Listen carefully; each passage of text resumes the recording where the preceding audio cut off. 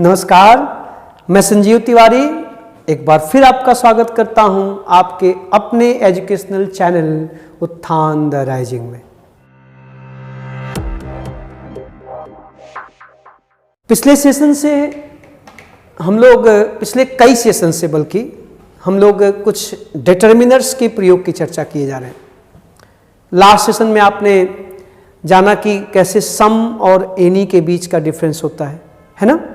आज मैं दो और डिटर्मिनर्स आपको बताने जा रहा हूं, आपके सामने रख रहा हूं। हालांकि दोनों का एक्सप्लेनेशन थोड़ा बेहद है, इसलिए हम उसको बांट के दो सेशन में करेंगे, लेकिन दोनों को एक साथ जान लीजिए कि वो हैं क्या। तो हम लोग चर्चा करेंगे मच और मेनी की।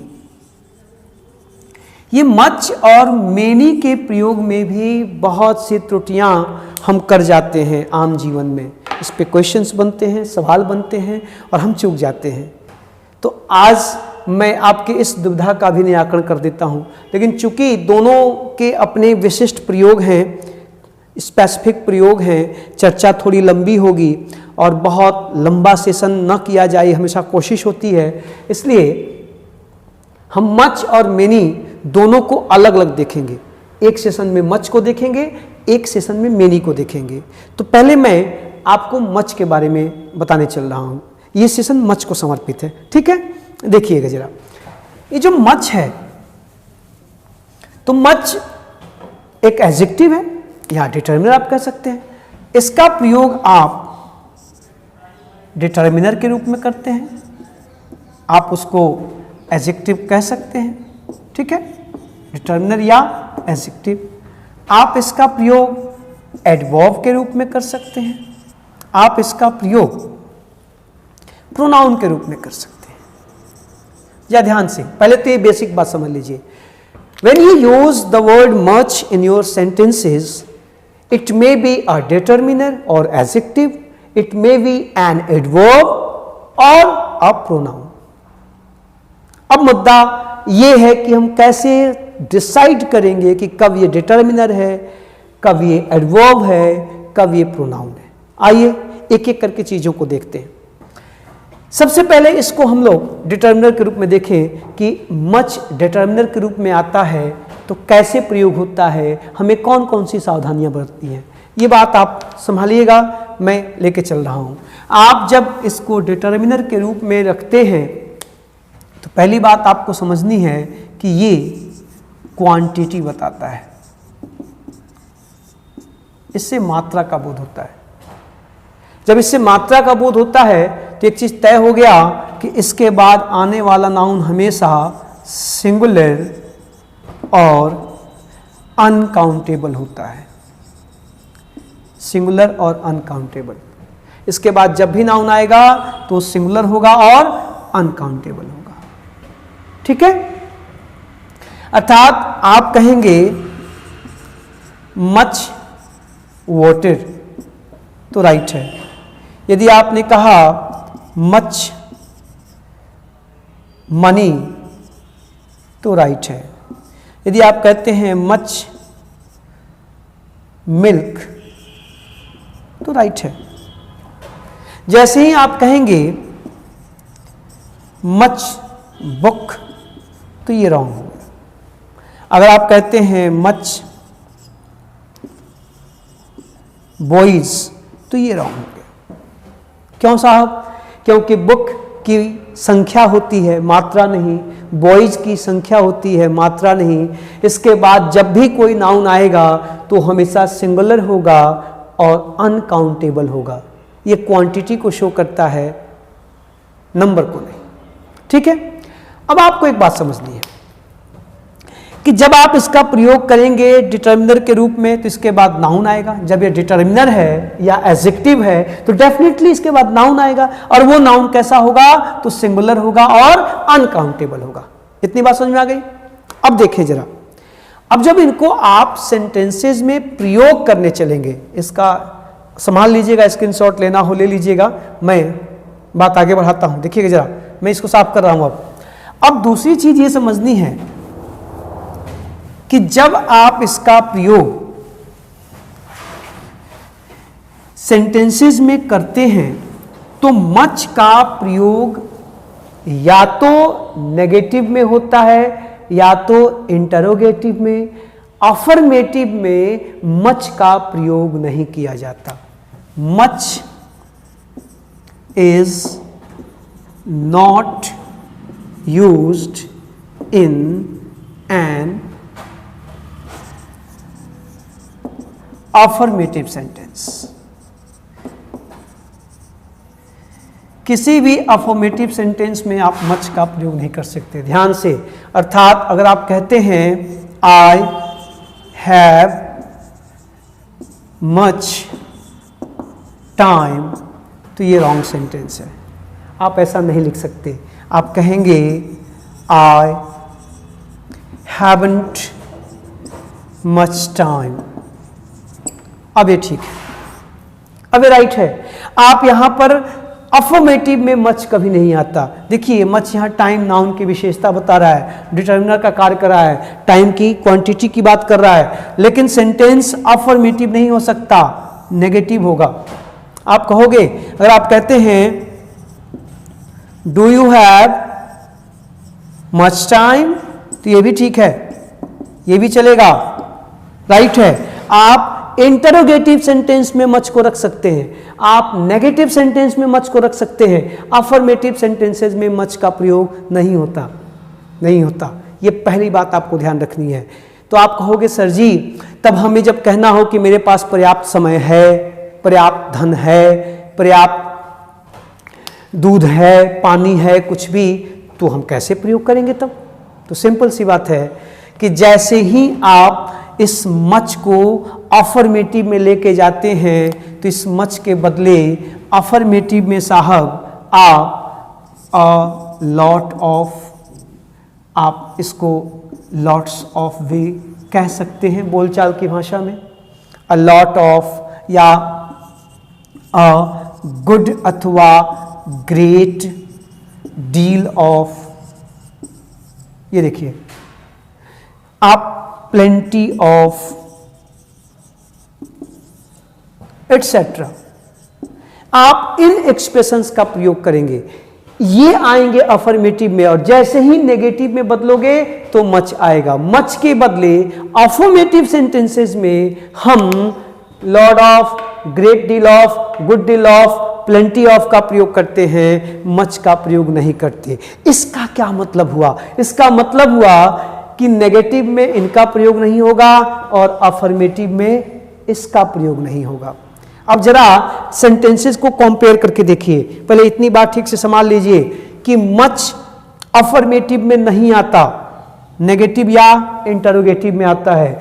आप जब अफर्मेटिव में किसी एक्सप्रेशन को लिख रहे हैं, वहां क्वांटिटी को बताना चाहते हैं, तो मच के बदले Lord of, great deal of, good deal of, plenty of का प्रयोग करेंगे, मच का प्रयोग नहीं करेंगे।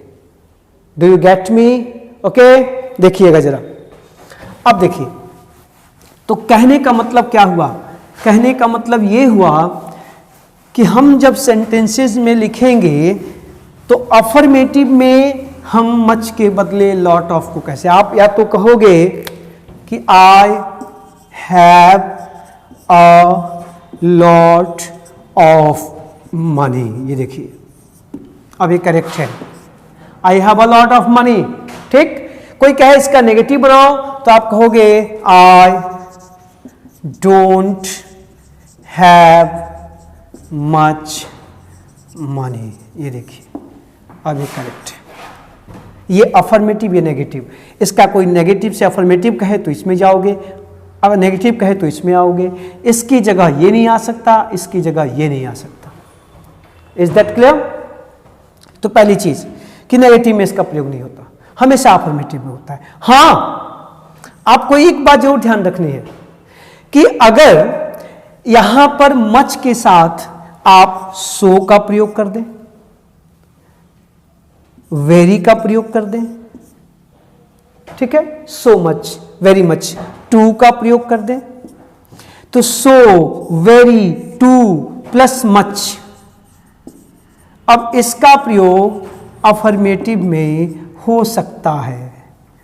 आप इसका प्रयोग अफर्मेटिव में कर सकते हैं। ध्यान से, अफर्मेटिव में होता है, ये ध्यान रखिए। इसका प्रयोग अकेले मच कभी अफर्मेटिव में नहीं आता, लेकिन इस मच के साथ आप सो को लेके आए, वेरी को लेके आए, टू को लेके आए, अब आप आसानी से इस मच को अफर्मेटिव में प्रयोग कर सकते हैं। देखना जरा, आप कह सकते हैं कि it is too much difficult. अब ठीक है, नो प्रॉब्लम, क्वाइट करेक्ट। आप कह सकते हैं कि I like her very much. अब ठीक है, नो प्रॉब्लम। देखो, I like he, I like her very much correct है। अब इस मच के अकेला नहीं है, इसके साथ देखो वेरी आ गया, टू आ गया ना। आप कहोगे कि it was so much easy to do, ये बहुत आसान था करना। Now it is correct. देखिए आप, अब यहां पर so much, very much, too much, अब देखिए वर्ब के साथ नॉट नहीं आया है, अर्थात ये नेगेटिव नहीं है। तो सावधान होके, मच का प्रयोग नेगेटिव में नहीं होता, लेकिन अगर हम उस मच के साथ टू लेके आए, सो लेके आए, वेरी लेके आए, तो हम इसका प्रयोग अफर्मेटिव में कर सकते हैं, अदरवाइज नहीं होता। अन्य कंडीशंस में हम मच के बदले अफर्मेटिव में a lot of, plenty of, a good deal of, a great deal of etcetera का प्रयोग करते हैं। आई होप मैं आप तक पहुंच गया हूं, समझ में आ गई बात। तो ध्यान से, डिटर्मिनर के रूप में या एडजेक्टिव के रूप में आप जब मच का प्रयोग करेंगे तो आपको इन्हीं 3-4 बातों का ध्यान रखना है कि इसके बाद आने वाला नाउन हमेशा सिंगुलर और अनकाउंटेबल होगा। दूसरी चीज, ये हमेशा नेगेटिव या इंटरोगेटिव में आएगा, अफर्मेटिव में नहीं आएगा। अफर्मेटिव में इसके बदले a lot of, plenty of, good deal of etcetera आएंगे। तीसरी चीज, जब हम इस मच के साथ टू, सो, वेरी का प्रयोग कर देंगे तो हम अफर्मेटिव में भी प्रयोग कर सकते हैं। क्लियर? अब देखिएगा जरा, अब इसका प्रयोग आप जब वाक्यों में करते हैं तो एक बात और, हम इसका प्रयोग एडवर्ब के रूप में भी करते हैं। आप जब इसका प्रयोग एडवर्ब के रूप में करेंगे, मच एडवर्ब के रूप में, तो ये चीज समझिएगा, ये जब मच एडवर्ब होता है, जब ये एडवर्ब होता है तो जाहिर सी बात है, एडवर्ब क्या करता है, किसी वर्ब की विशेषता बताता है, किसी एडजेक्टिव की विशेषता बताता है, अथवा किसी एडवर्ब की विशेषता बताता है। जब ये एडवर्ब बनेगा तो ये किसी वर्ब को मॉडिफाई करेगा, किसी एडजेक्टिव को मॉडिफाई करेगा, या किसी एडवर्ब को मॉडिफाई करेगा, तभी तो इसको एडवर्ब कहेंगे ना। इसका मतलब क्या हुआ कि नाउन के अलावा मच किसी एडजेक्टिव या एडवर्ब के साथ भी आ सकता है, वर्ब के साथ भी आ सकता है। ठीक है? अब आप यहां पे ध्यान रखिए कि जब आप इसका प्रयोग किसी एडजेक्टिव या एडवर्ब के साथ करेंगे, जब भी आप इसको किसी एडजेक्टिव या एडवर्ब के साथ करेंगे, तो साहब आपको पता है कि एडजेक्टिव और एडवर्ब की डिग्रीज होती हैं, पॉजिटिव, कॉम्पेरेटिव, सुपरलेटिव। बोलिए, good, better, best, tall, taller, tallest. ठीक है?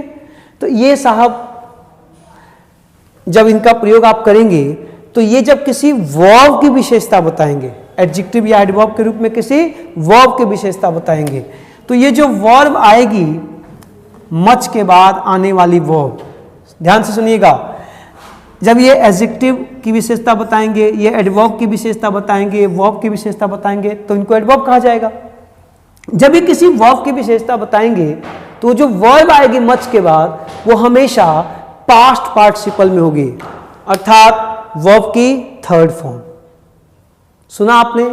जब मच किसी वर्ब को मॉडिफाई करके एडवर्ब बन जाता है तो जो वर्ब आती है उसका हमेशा थर्ड फॉर्म आएगा, थर्ड फॉर्म, फर्स्ट या सेकंड नहीं। ये देखिएगा ध्यान से, आप कहोगे कि आई एम, अच्छा मच की जगह वेरी मच भी आ सकता है, आप समझ रहे हैं। तो I am very much interested in you. देखिए जरा, I am very much interested in you, यहां पर देखिए क्या आया, इंटरेस्टेड।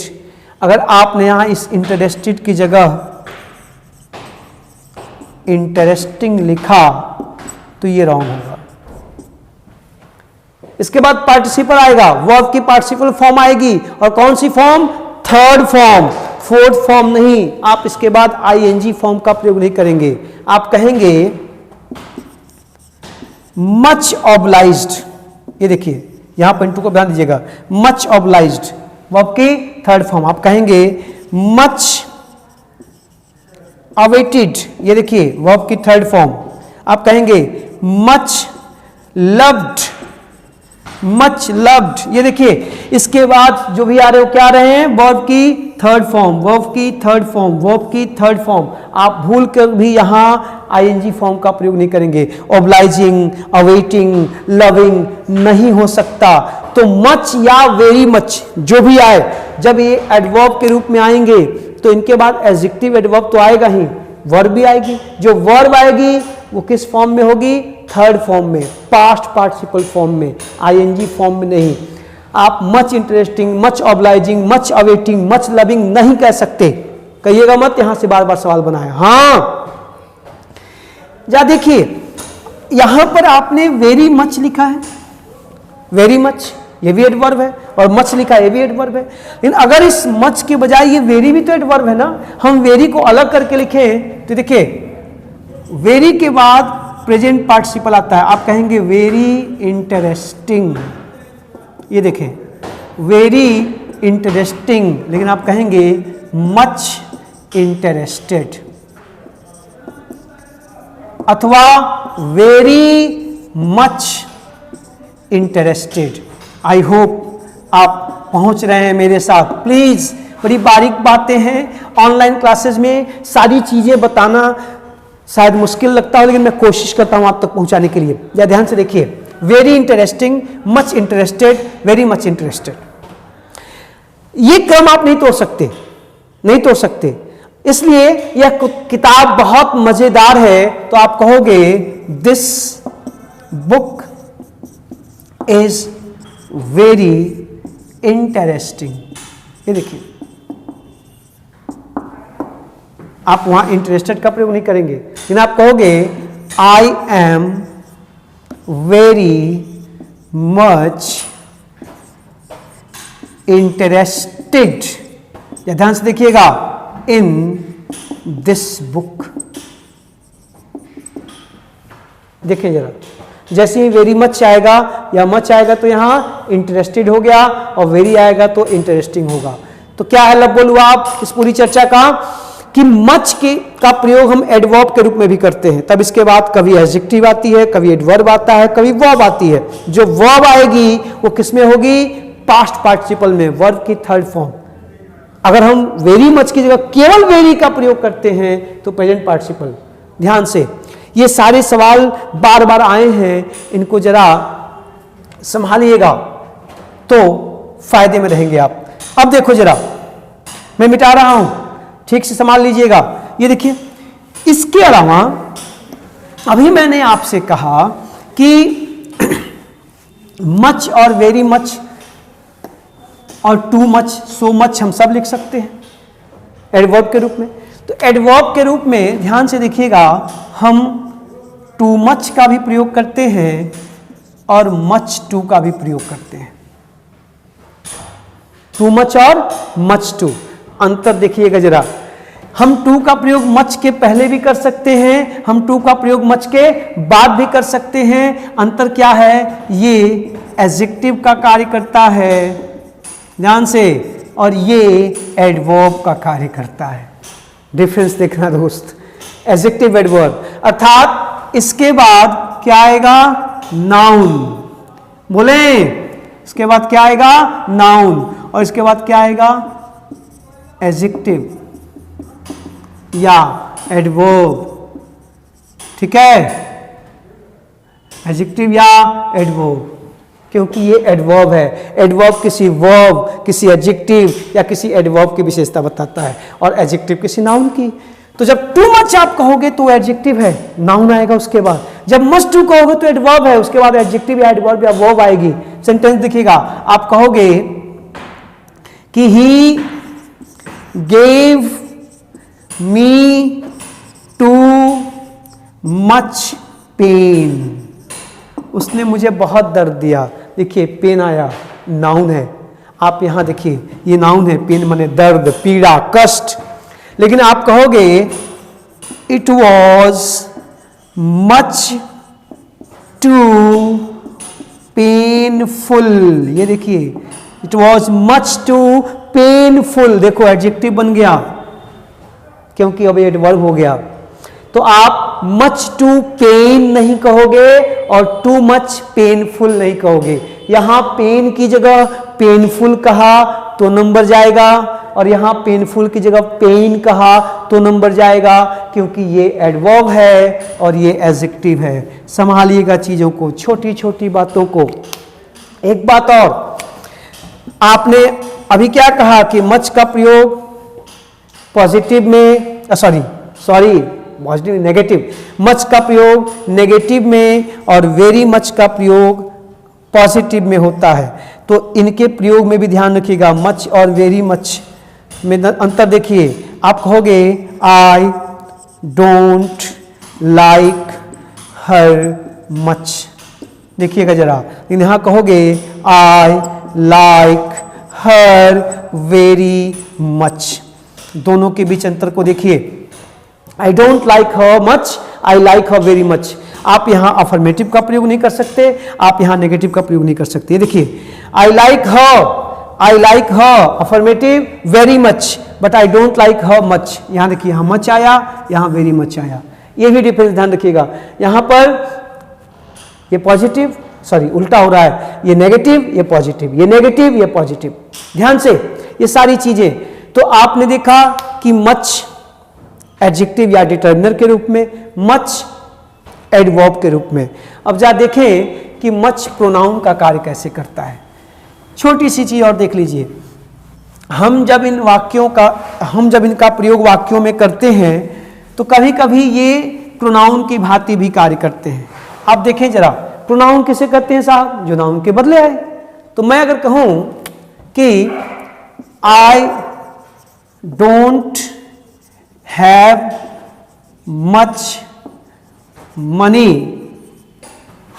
टू बाय दिस, आप देखें जरा, I don't have much money to buy this, इसको खरीदने के लिए मेरे पास पर्याप्त धन नहीं है।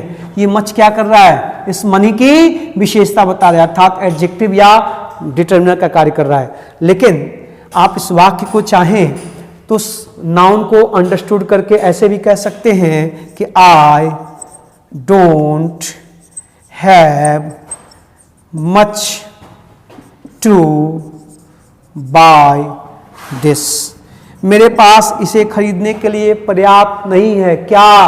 पैसा, धन। अर्थात यहां ये मच किसके बदले आया बेटा? इस मनी के बदले, अर्थात इस नाउन के बदले यहां मच है। यहां नाउन अंडरस्टूड है तो ये मच क्या बन गया? प्रोनाउन बन गया। आप इस तरह से इसको प्रोनाउन के रूप में भी प्रयोग कर सकते हैं। अब यहां का ये मच डिटर्मिनर है या एडजेक्टिव है, ठीक, और यहां का ये मच क्या है? प्रोनाउन है, प्रोनाउन है। और ये प्रोनाउन के रूप में, सब्जेक्ट के रूप में भी प्रयोग कर लिया जाता है। तो आपको ध्यान रखना है, यह हमेशा सिंगुलर सब्जेक्ट होगा जब ये प्रोनाउन के रूप में आएगा वाक्य के शुरू में। आप कहोगे not much has been said yet, अभी बहुत कुछ नहीं कहा गया है, कुछ बताया नहीं गया है। देखो यहां इस वर्ब का सब्जेक्ट कौन है? मच, अर्थात प्रोनाउन है, नाउन के बदले आया है। Not much has been said yet का मतलब अभी बहुत कुछ नहीं कहा गया, अर्थात बहुत सारी बातें नहीं कही गई हैं। वो जो बात है उसके बदले ये आप कहोगे there is still much to do. ये देखो there is still much to do, अभी भी बहुत कुछ करना बाकी है। क्या करना बाकी है? तो कार्य करना बाकी है। यहां पे मच किसके बदले आया है? कार्य के बदले, वर्क के बदले, अर्थात नाउन के बदले आया है। किसका कार्य कर रहा है? प्रोनाउन का कार्य कर रहा है। इस तरह से मच कभी डिटर्मिनर या एडजेक्टिव, मच कभी एडवर्ब और मच कभी प्रोनाउन। आपके सामने मैंने ढेर सारे एग्जाम्पल्स रखे, जरा इस सेशन को ध्यान से देखिएगा। बहुत सी छोटी छोटी सूचनाएं हैं। एक प्रश्न आपके मन में उठ रहा होगा कि सर जी जब ये एडजेक्टिव है, एडवर्ब है, तो इसकी डिग्री भी होती होगी? बिल्कुल होती है, मच, मोर, मोस्ट। मैंने उसकी चर्चा क्यों नहीं की? क्योंकि साहब आगे नेक्स्ट सेशन में मैं मेनी की चर्चा करूंगा, तो मेनी की भी डिग्री होती है मच, मेनी, मोर, मोस्ट। तो मच, मोर, मोस्ट, मेनी, मोर, मोस्ट दोनों की डिग्री एक होती है। जब मोर मच के लिए आएगा तो अनकाउंटेबल, मेनी के लिए आएगा तो काउंटेबल, तो उसको अलग अलग पढ़ाने पर कंफ्यूजन होगा। इसलिए जब मेनी को मैं समाप्त करूंगा नेक्स्ट सेशन में, तो उसके साथ मच, मोर, मोस्ट और मेनी, मोर, मोस्ट दोनों की चर्चा कर लूंगा, या उस पर एक अलग से सेशन कर लेंगे हम लोग, क्योंकि लंबा हो जाएगा ज़्यादा। तो मच की और मेनी की डिग्री पर, मोस्ट और मोर के प्रयोग पर हम लोग अलग से एक सेशन करेंगे, इसलिए मैं यहाँ पे छोड़ रहा हूँ। इसको ध्यान से देखिएगा। नेक्स्ट सेशन में हम जब मिलेंगे तो मेनी की चर्चा करेंगे। Thank you.